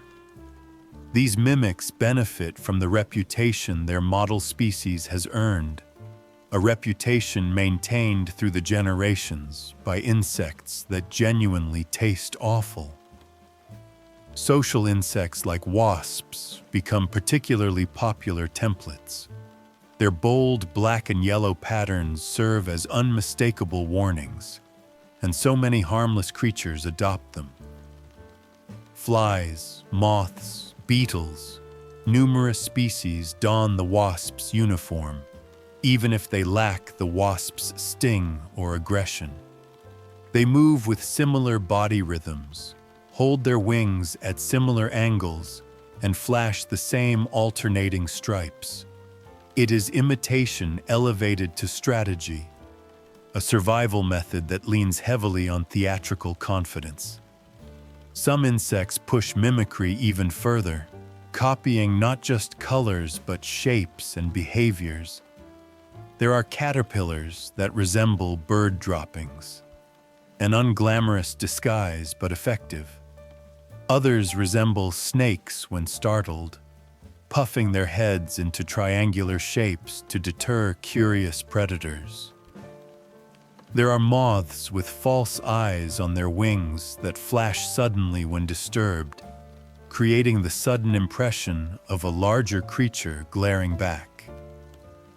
These illusions work not because predators are easily fooled, but because evolution has learned to exploit the split-second hesitation that confusion creates. Beyond visual deception lies chemical defense, a realm of odors, sprays, and secretions. Many beetles are small chemical factories, producing irritants that they can aim with surprising accuracy. Some release pungent clouds that overwhelm the senses. Others coat themselves in foul-tasting compounds as a permanent deterrent. Even larvae, seemingly defenseless, may harbor chemical shields that discourage probing beaks or jaws. What ties all these strategies together is the recognition that survival is often a matter of momentary advantage. A predator hesitates for less than a second, just long enough for the insect to escape. Or a predator remembers a previous unpleasant encounter and decides not to risk a repeat. Or a predator simply fails to notice the insect at all. These small victories accumulate across deep time, shaping forms and behaviors that become ever more refined. Through camouflage, insects learn to vanish. Through warning, they learn to advertise. Through mimicry, they learn to negotiate the space between truth and deception. And through chemical defense, they build their own quiet arsenal, carried everywhere within their bodies. Together, these strategies turn the natural world into a stage filled with actors performing elaborate roles defined not by drama for its own sake, but by survival. Insects become protagonists of subtlety, using color, shape, scent, and movement to tell stories to those who might eat them. Some are stories of danger, some of invisibility, and others of carefully constructed illusions. By now, predators have learned to approach the smallest creatures with suspicion. A twig might not be a twig. A leaf might have legs. A harmless insect might be borrowing the outfit of a species best avoided. And somewhere in this complex ecological play, insects continue refining their disguises, not through intention, but through the long, patient editing of evolution. Beneath the leaf litter, behind the bark, and under the soil's surface, an extraordinary shift unfolds. One that transforms the insect world from a collection of solitary wanderers into architects of some of the planet's most complex societies. Eusociality, the highest level of social organization, is not born from sentimentality or communal idealism. It emerges from something simpler and far more effective: the realization, through countless evolutionary trials, that cooperation can be astonishingly efficient. The earliest ancestors of ants and termites lived solitary lives, each individual responsible for its own survival, reproduction, and defense. But over time, subtle behaviors began to align. A mother might remain with her offspring a little longer, defending them until they grew strong enough to disperse. Perhaps 2 generations overlapped for just a moment, their shared presence offering advantages neither had alone. Maybe food sources became so abundant and predictable that staying together rather than dispersing improved survival. These gentle pressures nudged insects toward cooperation, not abruptly, but through tiny behavioral turns. From these unassuming beginnings, the insect world birthed colonies, vast, intricate societies in which reproduction, labor, and defense became divided among castes. Ants and termites no longer lived as individuals, but as components of a larger whole. Their success depended not on solitary strength, but on the coordination of countless small actions. A colony became an organism in its own right, composed of many bodies, but guided by a collective purpose that seemed almost deliberate. At the heart of these societies lies the queen, a monarch in biological function rather than temperament. She is the mother of the colony, her body specialized for egg production, her lifespan often far exceeding that of any worker. But her rule is not one of command. She does not issue orders or enforce discipline. Instead, she releases chemical cues, pheromones, that maintain colony cohesion. These invisible signals serve as a quiet governance system, guiding workers in their tasks without overt direction. The workers form the bustling majority, and their roles diversify in remarkable ways. Some tend to the queen, feeding her and carrying away her eggs. Others become architects, expanding tunnels, reinforcing walls, or regulating airflow within the nest. Still others act as foragers, venturing into the outside world to collect seeds, leaves, fungi, or prey. In some species, specialized workers become living storage vessels, their abdomens swollen with reserves of food, a biological pantry keeping the colony nourished through lean times. And then there are the soldiers, equipped with enlarged mandibles or chemical defenses.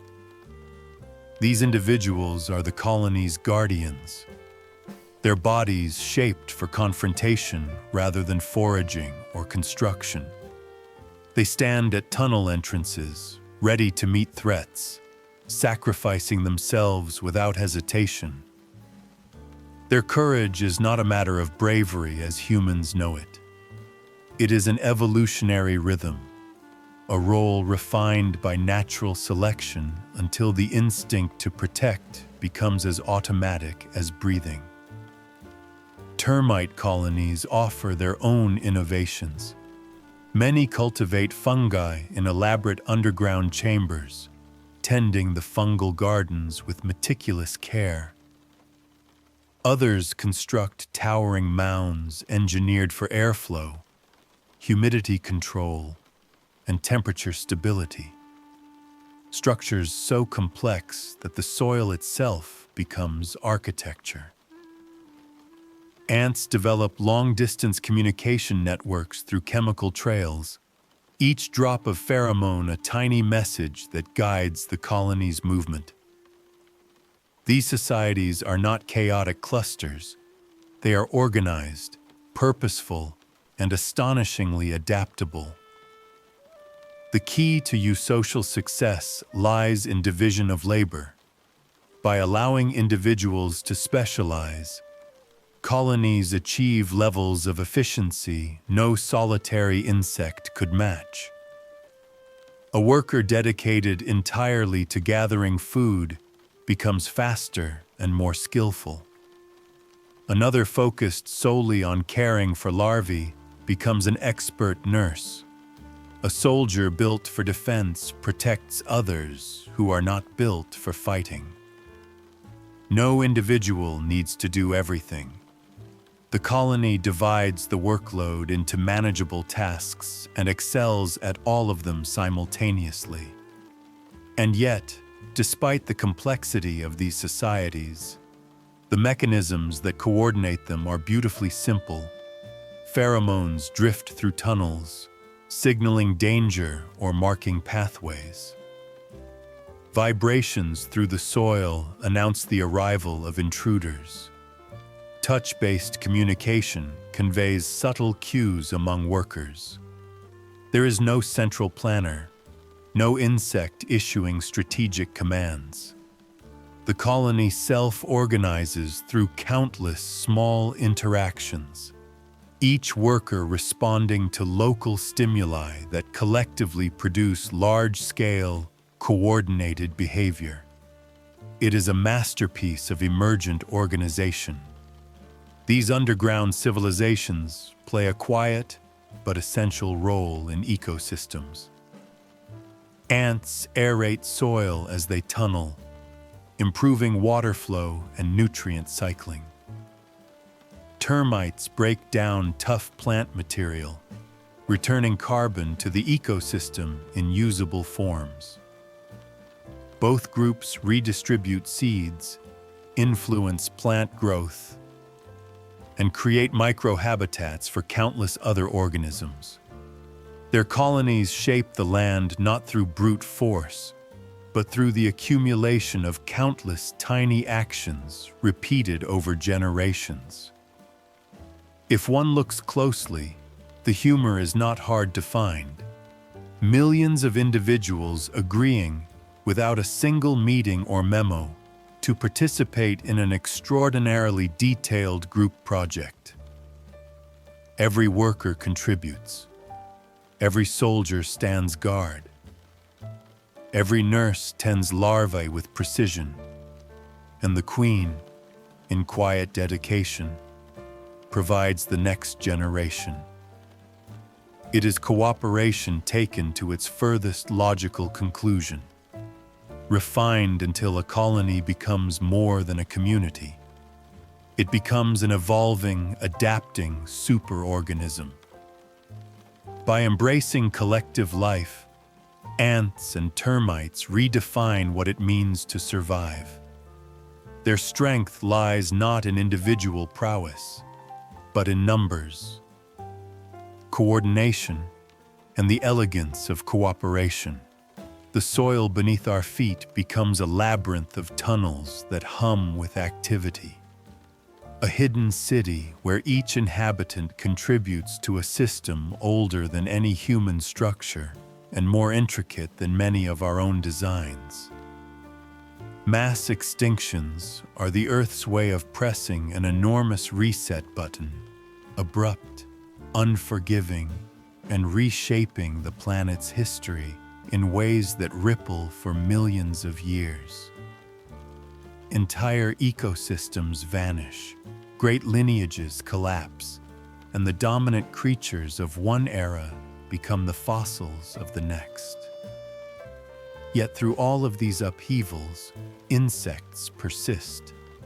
They do not do so through might or grandeur, nor through any illusion of invincibility. Instead, their survival is built on traits far quieter and far more resilient: adaptability, small size, and a knack for thriving in the spaces other creatures ignore. The first of these great trials comes in the late Permian, during the planet's most catastrophic extinction event.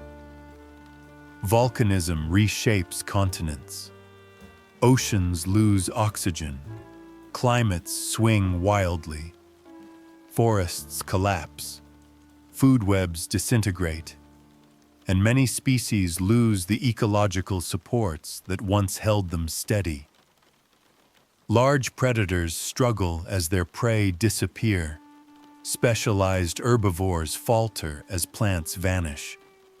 But insects, with their ability to feed on everything from decaying matter to fungal threads to surviving pockets of vegetation, retain footholds in the chaos.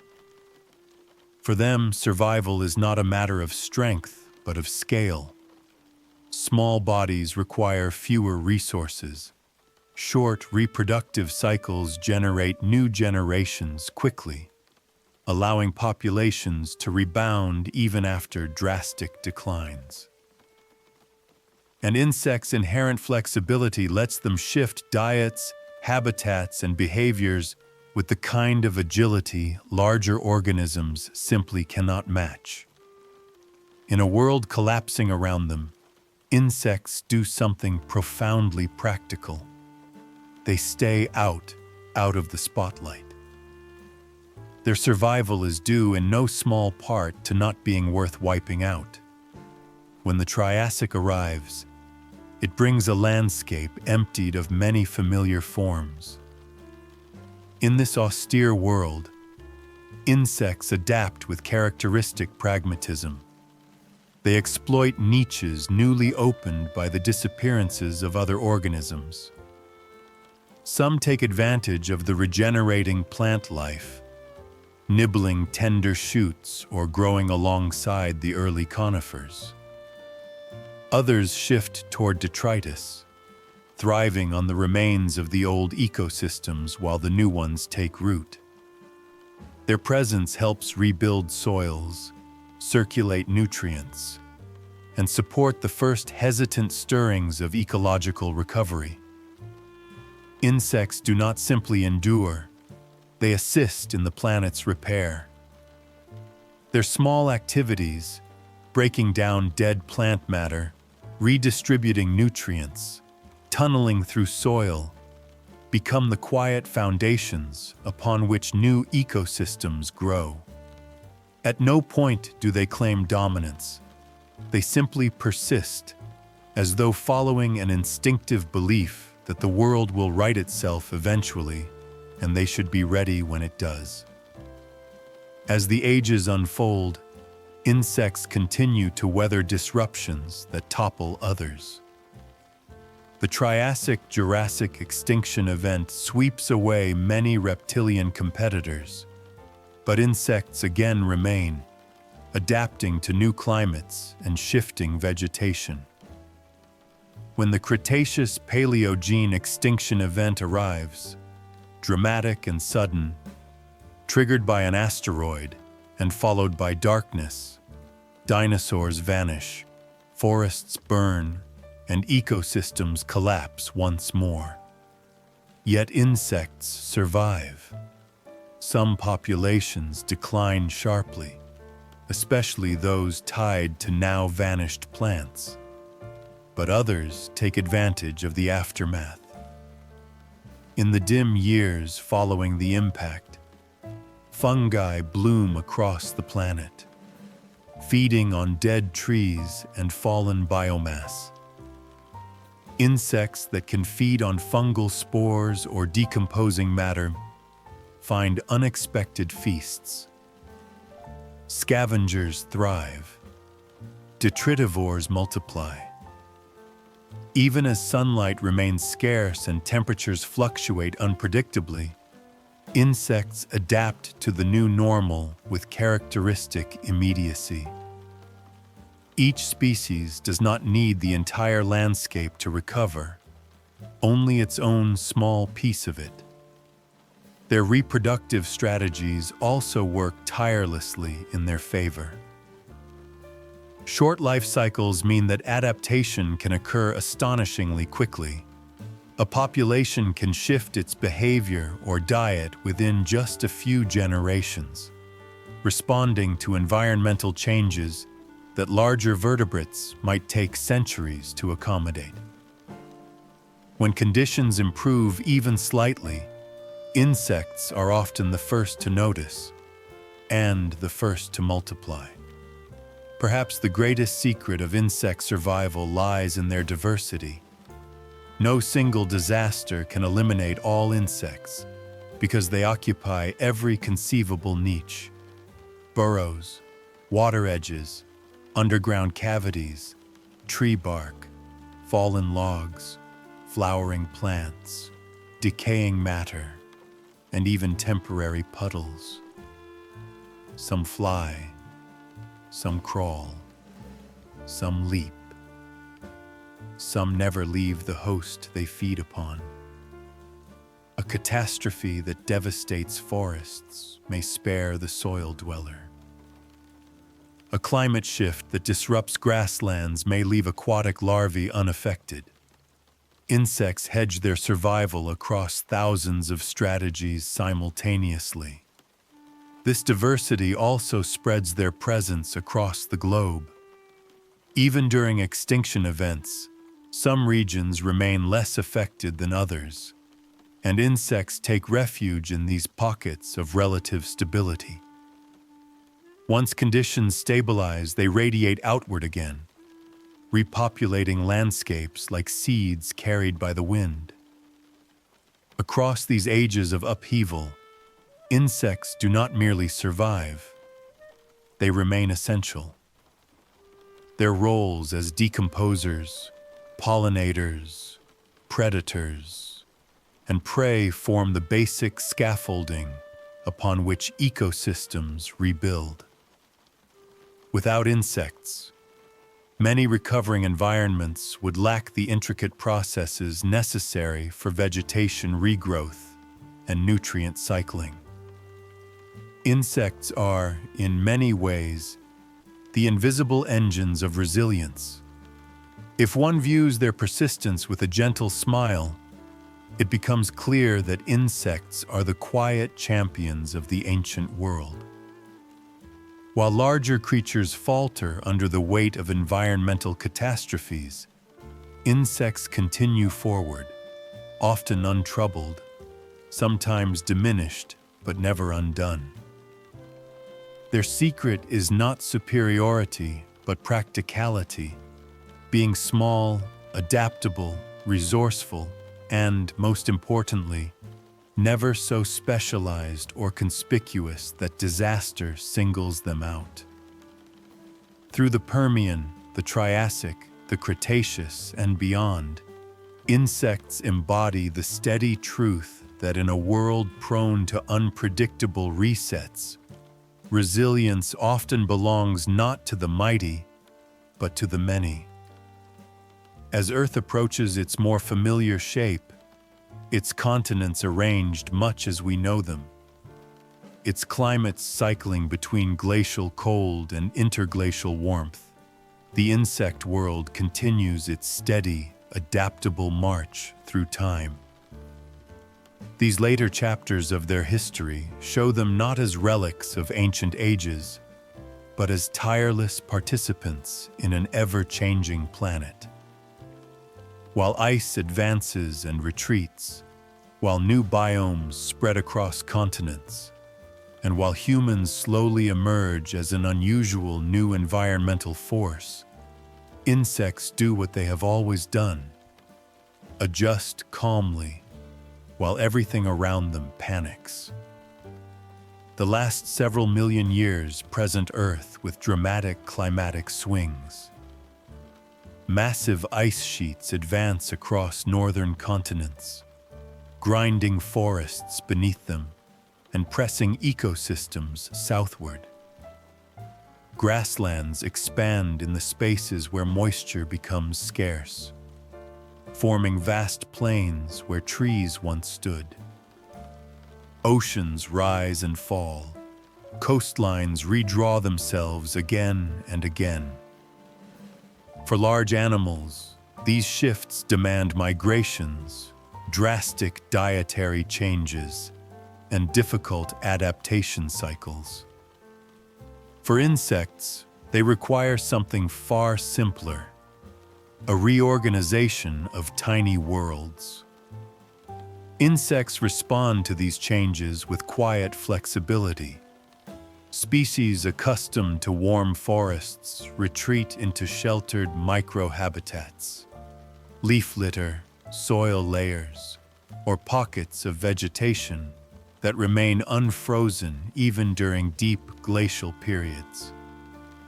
Some change their ranges entirely, following the shifting boundaries of forests and grasslands in gradual movements that take place generation by generation.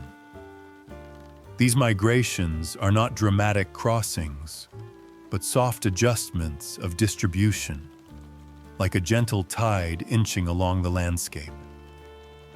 Life cycles also change in response to the climate's rhythms.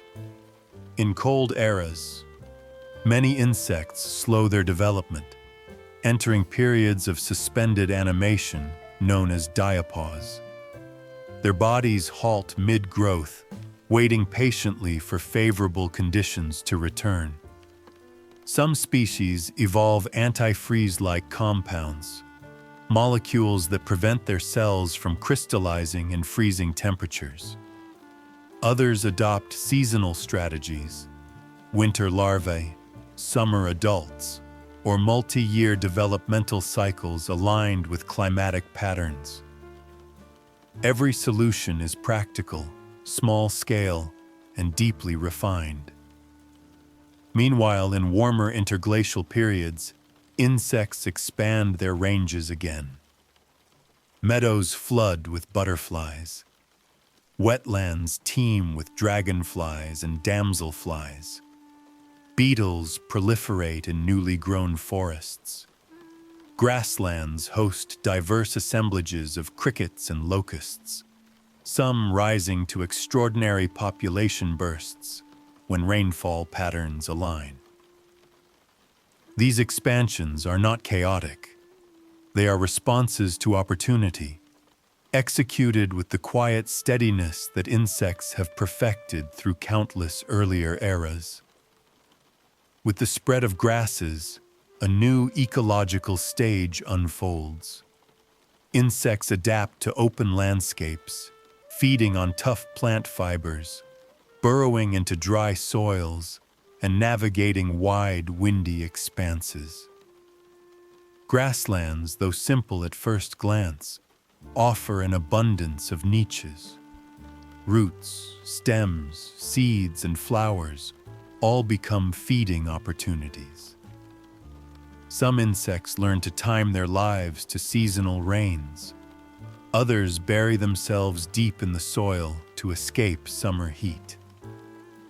The grassland world becomes a tapestry of insects living by rhythms too subtle for most larger animals to perceive.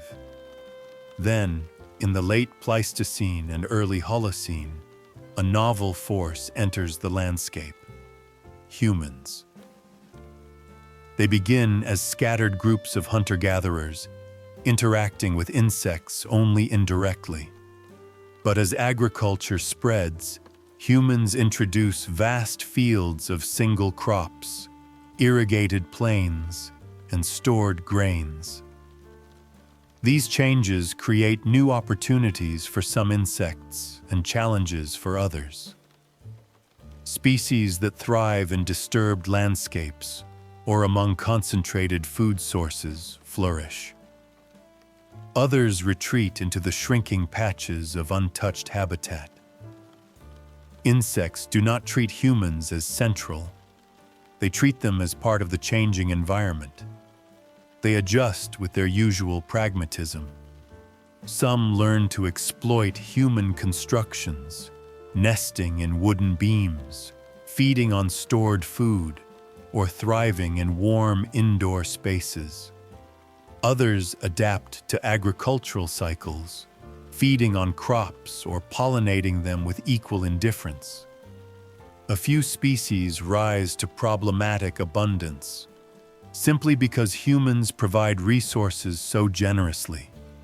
Still others decline, not out of fragility, but because their habitats disappear faster than adaptation can proceed. Throughout this period, insects continue performing the tasks that ecosystems rely on: recycling nutrients, controlling populations of other small animals, assisting plant reproduction, and supporting food webs from the soil upward. Even as glaciers vanish and deserts widen, as forests shrink and regrow, their contributions remain steady. The world may shift, but the small creatures beneath our notice hold it together with the consistency of a quiet routine. Humans, meanwhile, begin to observe insects more closely. Some are admired for their colors or patterns. Others are feared, misunderstood, or treated as inconveniences. Many are simply overlooked. Yet insects continue, largely unaffected by our opinions, responding instead to the changes we impose on the land. Warming trends, habitat fragmentation, artificial lights, global transportation networks. Their ranges shift subtly. Their seasons adjust. They expand in some regions, recede in others. They show, once again, that resilience is not a matter of grand gestures, but of subtle rebalancing. As the modern world unfolds, insects reveal a calm persistence. Species of mosquitoes adapt to cities, breeding in small pools of water no older than a recent rainstorm. Beetles colonize decaying logs in urban parks, just as they did in ancient forests. Ants build colonies beneath sidewalks, treating concrete as simply another layer of soil.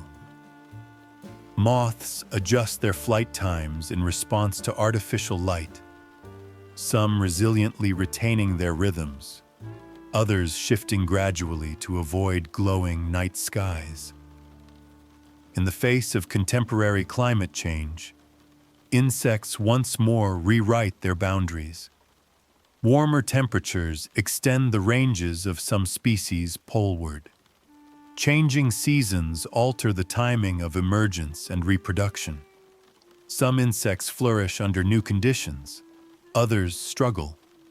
But as always, their responses are incremental, generation by generation, guided by the same flexibility that has carried them through ice ages, heat waves, and extinction events.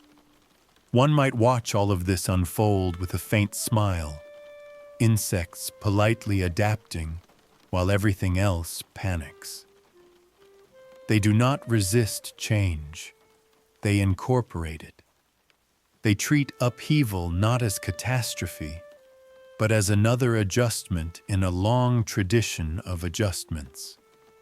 And in doing so, they remind us that the world's smallest creatures often hold the greatest capacity for persistence. The story of insects does not end. It simply arrives at the present in a gentle glide, continuing forward as quietly as it always has. Unlike the dramatic arcs of extinct giants or the episodic crises of large vertebrates, insect evolution unfolds in countless tiny steps, almost imperceptible unless one knows how to look for them. Beneath our feet, within the bark of trees, tucked between stones, hidden among leaf litter and blades of grass, the world of insects persists in a state of constant experimentation. It is not a conclusion, but a continuation, the ongoing hum of life refining itself. Modern landscapes, no matter how busy or barren they may appear from above, transform under close inspection into patchworks of insect societies, travelers and solitary wanderers, Each square inch of soil is a layered apartment complex where springtails bounce through fungal threads, where beetle larvae carve narrow tunnels, where ants patrol in disciplined arcs.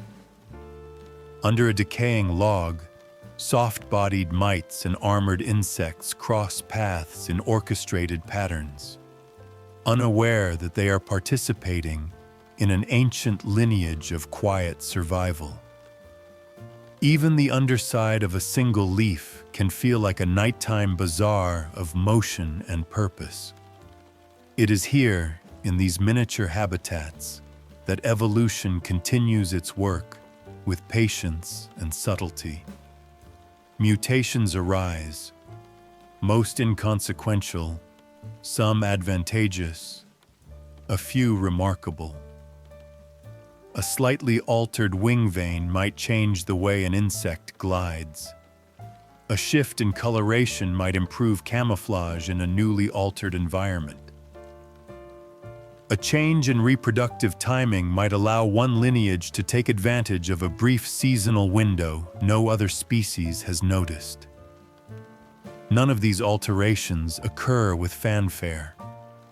They appear like whispers, woven into the background rhythm of life. The environment shifts too, sometimes gently and sometimes abruptly. A storm reshapes the forest floor. A fallen tree opens a sunlit gap. A new plant species spreads its seeds along a riverbank. Insects respond with immediate pragmatism, shifting their populations to match the change. Where a new flower species blooms, pollinators quickly learn its cues. Where a patch of soil dries, burrowing insects adjust their depth, seeking cooler, moister layers. Where predators arrive or disappear, insects alter their behaviors. More nocturnal here, more wary there. Evolution thrives in these micro-adjustments, each one a step in a long, unbroken path. Even within a single insect species, diversity blossoms in quiet ways.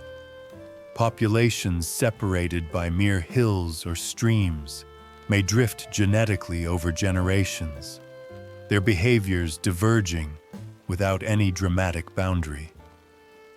Some become better suited to cooler slopes, others to warmer valleys. Some adapt to specific host plants, others widen their diets. These small variations accumulate until, in the distant future, one lineage becomes another entirely. The process is not marked by a clear dividing line. It is a gradual drift, like a shoreline reshaped grain by grain. The relationships between insects and other organisms continue evolving as well. Predators refine their tactics.